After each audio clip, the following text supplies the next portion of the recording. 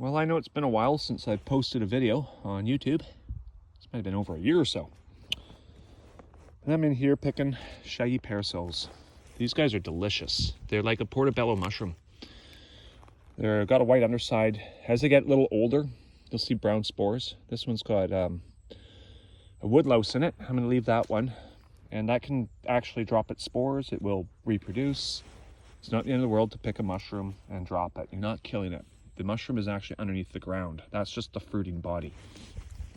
And yes, the spores will drop and create more mycelium. But anyway, this is what we do. We pick them, look at the underside, make sure there's no bugs. And if they're clean, they go in the bag. And I'll be making, in this case, well, lots of things. I'll be drying a lot of these out. But I'm going to eat probably like 4 of them today. I'm going to chop them up, mix them with shrimp, cheese, and these mushrooms. And I'm going to put that in the oven, 350 for about maybe almost half hour, and until the cheese is melting and sizzling. And I pull it out. The shrimp's cooked, but it's frozen, so it's got to defrost and get hot too.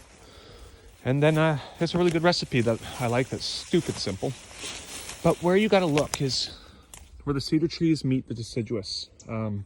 I find that's where I find them the most. They'll be either right underneath the cedar tree in the rotten stump, or on the outskirts, kind of where the ferns are, where the deciduous trees, like for instance, we're on the cusp of an alder grove and cedar, and this is perfect. I often find a lot of them in here. The reason that there isn't so many right at the moment is because I came in here last week and picked every one I found. So I'm coming up for the second flush. We're gonna head up there. There's a bunch of cedar trees in here, and the shaggy parasols love it. We've got other mushrooms in here too, which I cannot identify, so I leave them alone. I only take the ones I know for a fact. And shaggy parasol, I'm up in BC, it is hard to misidentify them for a poisonous one, because we just don't have the poisonous plants that look like them. However, I am below the 49 parallel and right on the cusp of Washington State. And sometimes those green spores will make it up here.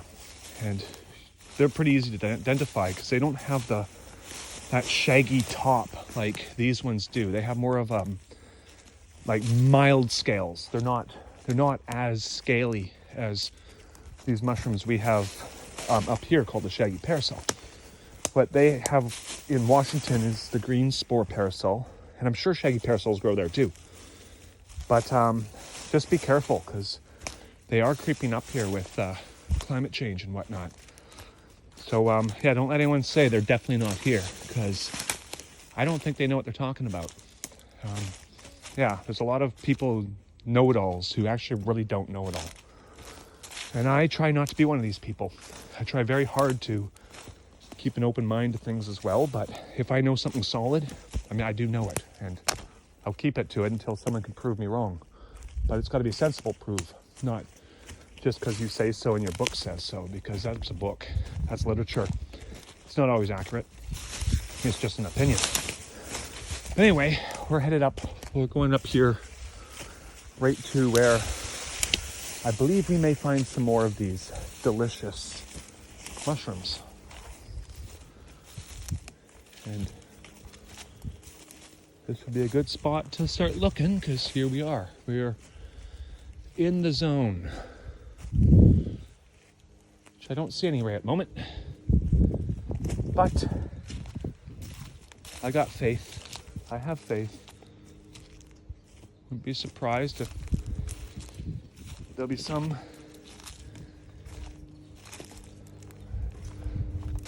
there's one. One in the wild. But these guys, they have these like scaly things on them. That's the shaggy parasol. The green spored will have underside of it a slight green tinge. These don't. And they don't have a top like that. Their top's a little bit different. You can see a bug was chewing on it, but he's not there anymore. I'm gonna take this one. This one's all right. You just cut around the bugs where they've eaten it, and they'll be fine. But yeah, this is shaggy parasol. It's not the green spore. You'll see a little tiny bit of green on the very top sometimes, but I wouldn't worry about that. That's not what they're talking about when they call it a green spore parasol.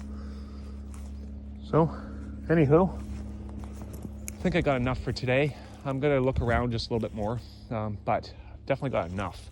I feel like I have maybe a pound or two of shaggy parasols, which will be really good for my future meals. And the way I deal with them, if I don't cook them right away, is I dry them out and I keep them on storage dried, and then I just rehydrate them, put in some boiling water, saute them up with some olive oil and some salt, and they're delicious. You can always saute them in butter, but olive oil and salt, or butter. I don't do salt with the butter because the butter has enough salt in it. But hey, cook it however you want. I mean, where your imagination can take it is as far as it will go. Anyway, thanks for watching. If you enjoyed it, give me a like. Otherwise, yeah, hope I could help some people with foraging.